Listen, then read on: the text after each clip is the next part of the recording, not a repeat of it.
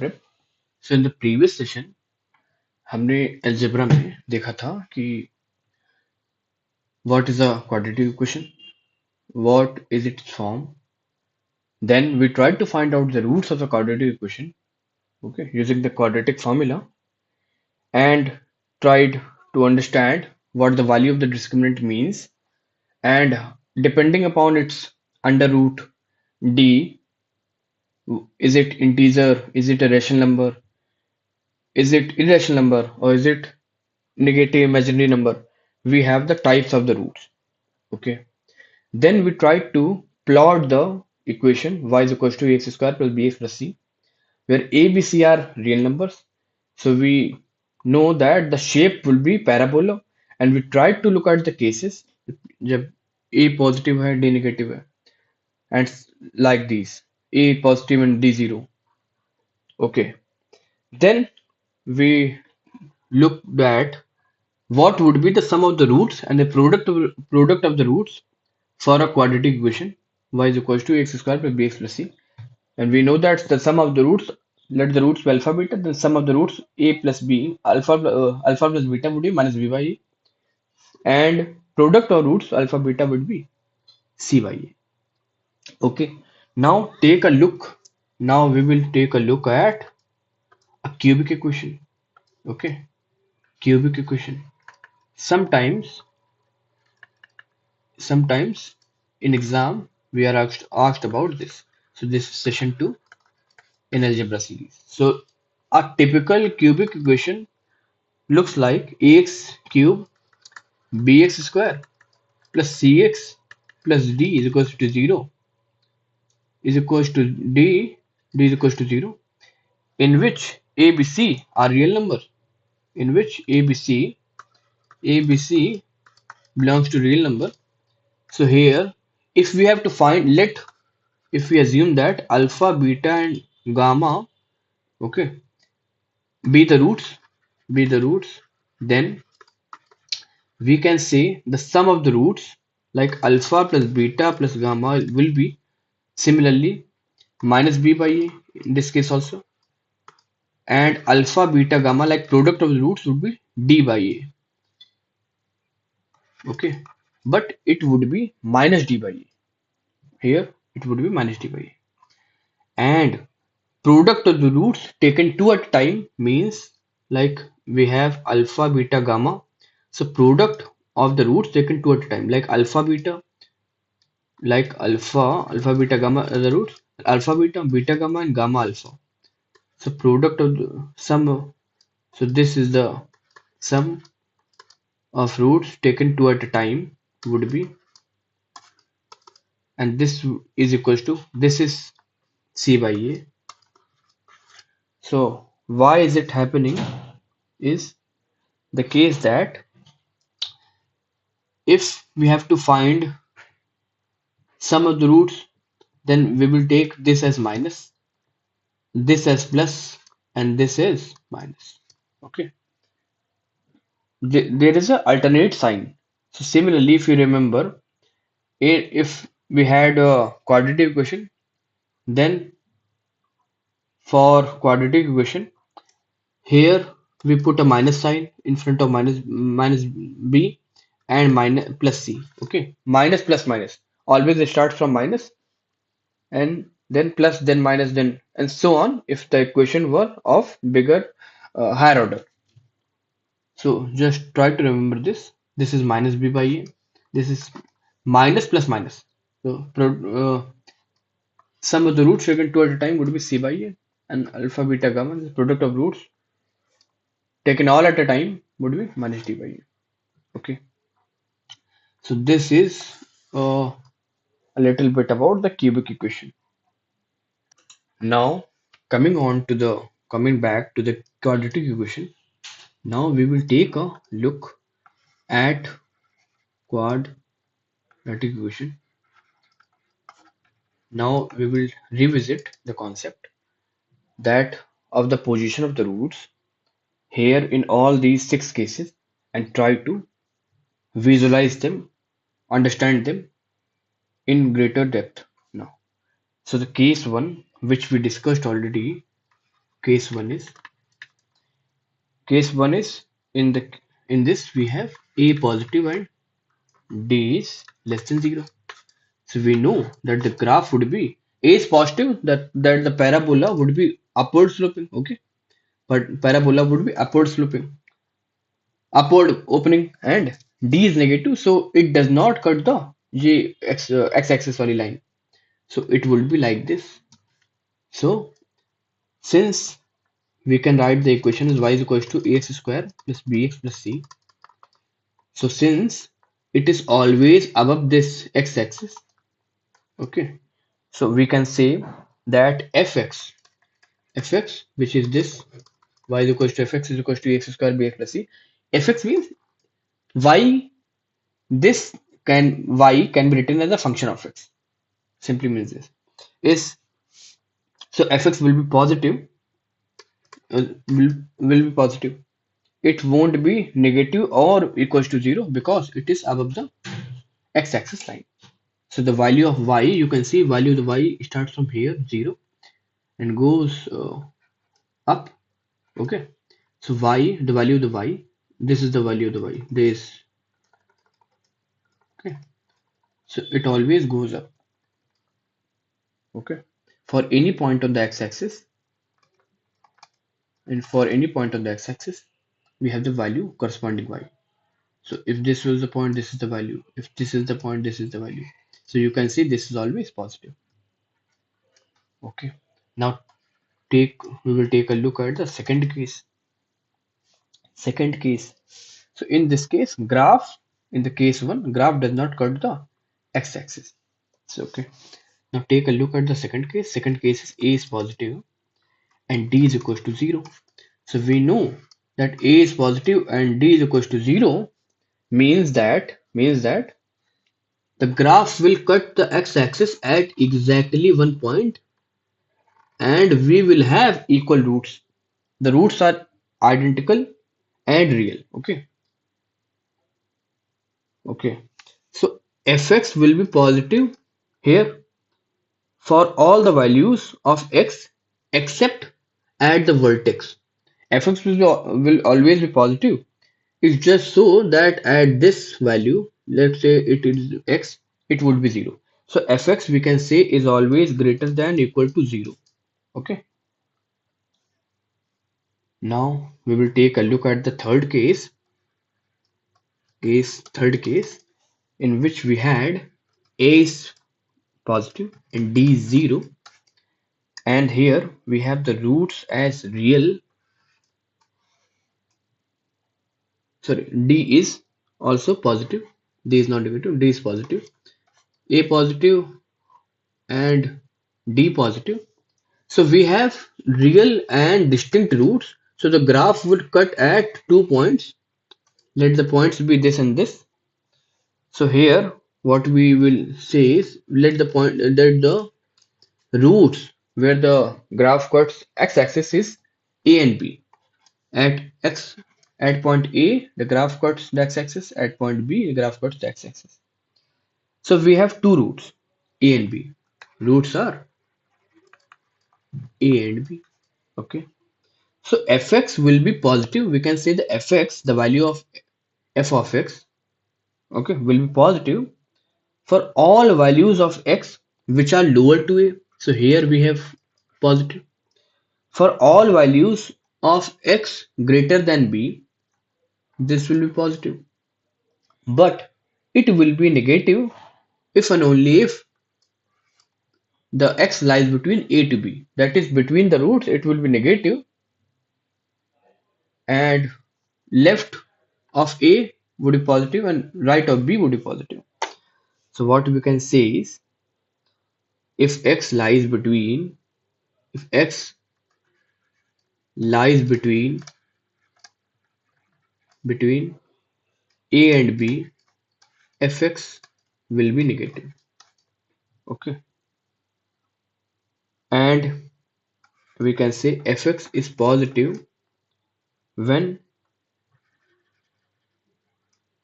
x belongs to any number from this left hand side up till a up till A and B, starting from B and up till infinity. If we take a union means combine these two ranges. This is a range, this is a range. We are combining these two ranges. So we get a set of values of x for which fx is positive. Okay.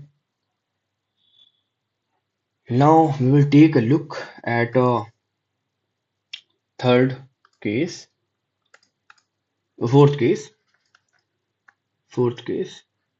So here the case is a is less than 0 and d is less than 0. So you can say that since d is 0, irrespective of the sign of a, whether it's positive or negative, the roots will be imaginary.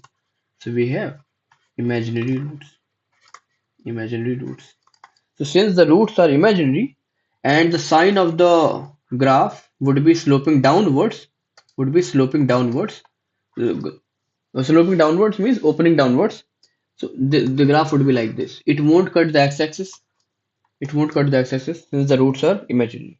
So we can say that fx, the value of the f of x, that is the value of the y, is negative, negative for all x, for all x. Okay.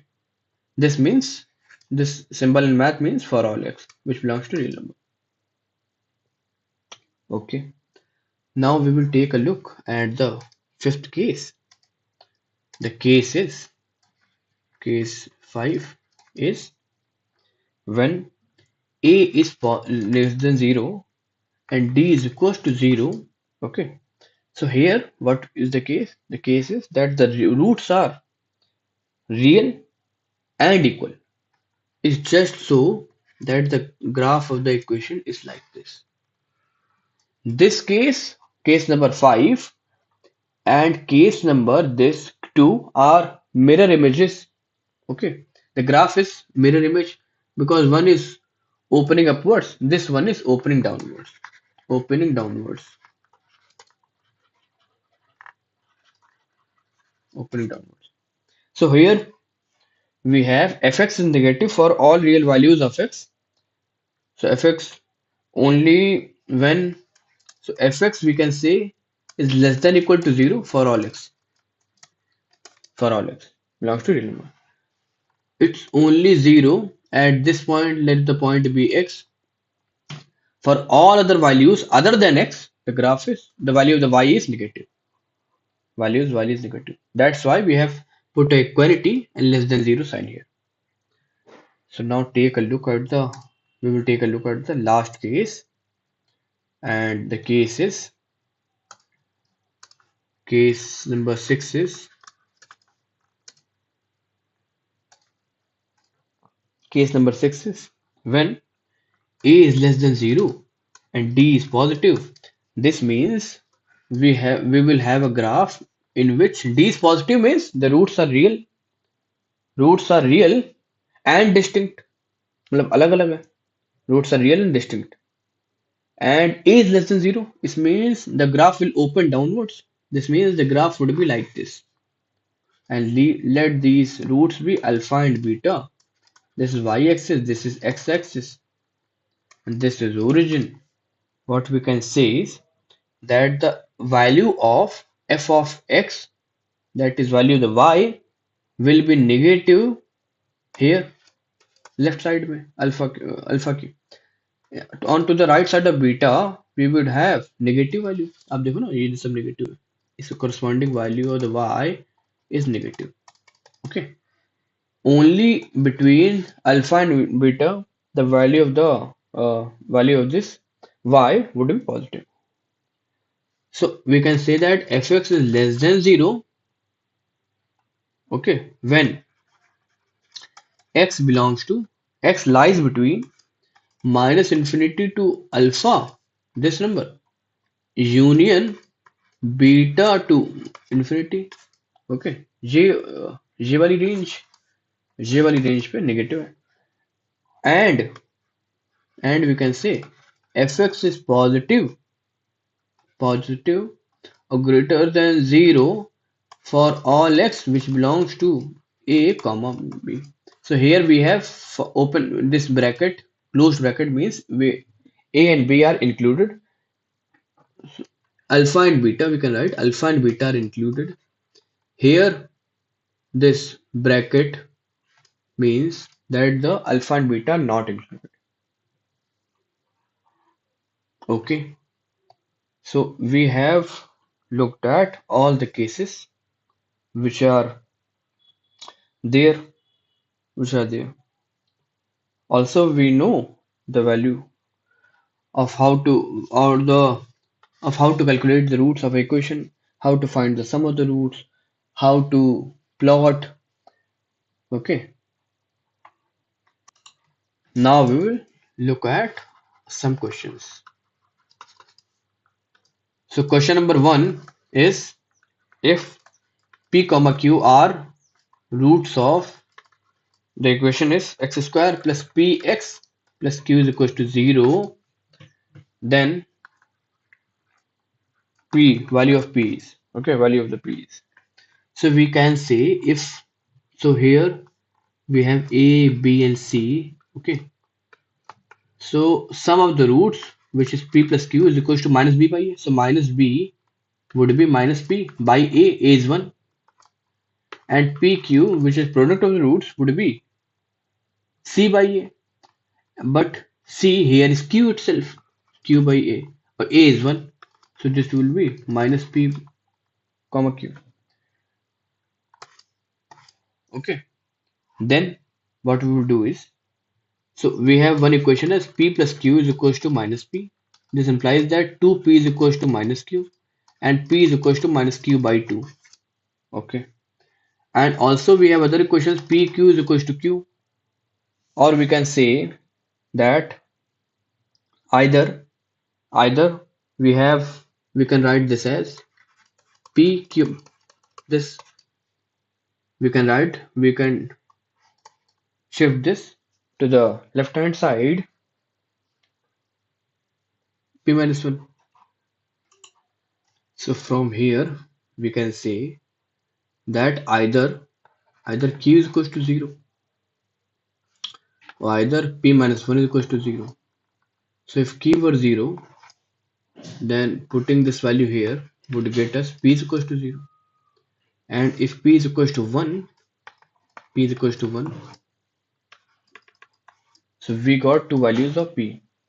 Now there is a third thing, that if p and q are the roots of the equation, that means that the p, if we put the value of the p in this equation, it would yield the value of this equation, combined equation on the left hand side to be 0.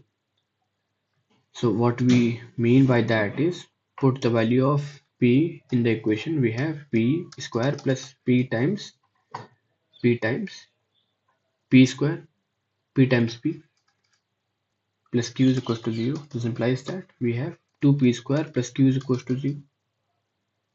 Okay, we have 2p square.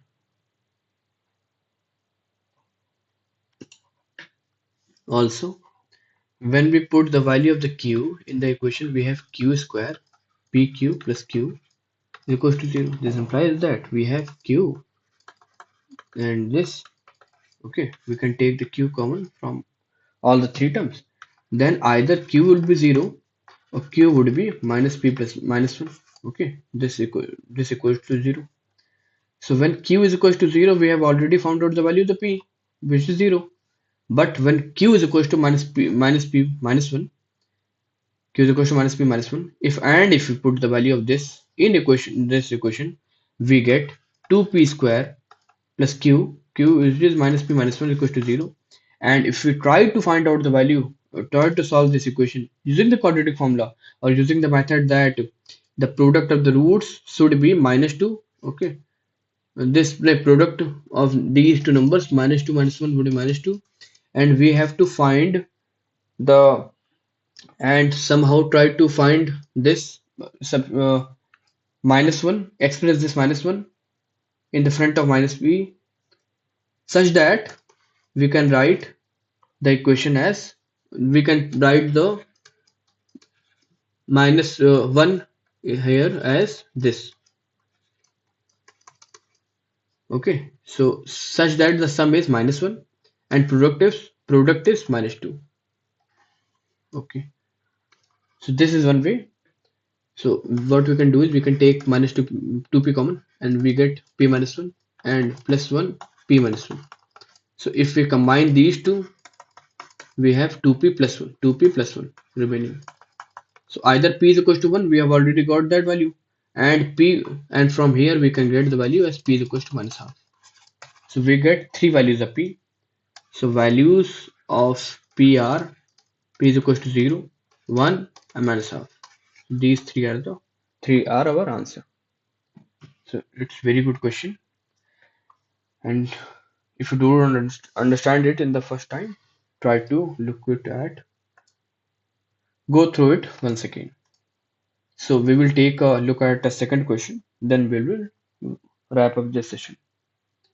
So question number 2, here we have, so here it is given that if the roots of equation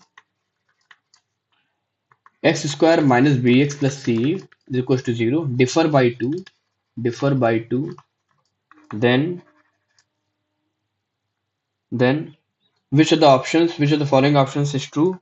First option is this, second is b square is equals to 4c plus 4, third option is c square is equals to b plus 4, and fourth option is b square is equals to 4 times c plus 2.